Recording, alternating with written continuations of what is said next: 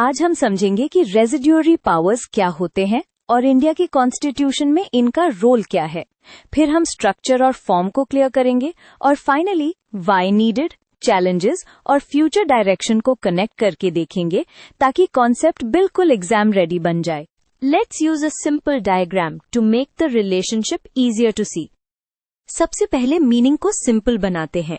Federal system में powers lists में divide होती हैं, बट कुछ सब्जेक्ट्स ऐसे होते हैं जो लिस्ट में लिखे ही नहीं गए।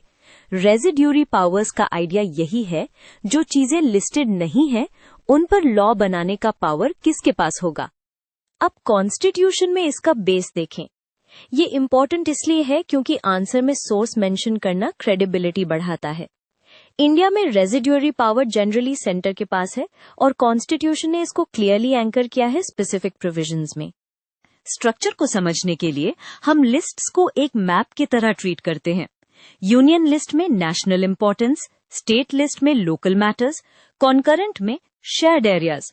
रेजिड्यूरी का स्ट्रक्चर बेसिकली इन तीन लिस्ट्स के बाहर का स्पेस है और इंडिया में ये स्पेस पार्लियामेंट फिल करती है। अब फॉर्म या नेचर की बात करें, residuary powers mostly legislative nature के होते हैं, मतलब law making power. Practical life में जब नया सेक्टर आता है तो पहले क्वेश्चन होता है, इस पर लॉ कौन बनाएगा। रेजिड्यूरी पावर इसी कंफ्यूजन को सेटल करती है। इस कॉन्सेप्ट को रियल लाइफ से कनेक्ट करते हैं। टेक्नोलॉजी और सोसाइटी इवॉल्व होती रहती है और कॉन्स्टिट्यूशन हर फ्यूचर टॉपिक का नाम पहले से लिस्ट नहीं कर सकता। इसलिए रेजिड्यूरी पावर एक सेफ्टी नेट जैसा काम करती है ताकि गवर्नेंस रुक ना जाए। एग्जाम्पल्स मेंशन करना हेल्पफुल होता है क्योंकि एग्जामिनर को लगता है you understand application. Many modern domains पहले क्लियरली इमेजिन नहीं थे।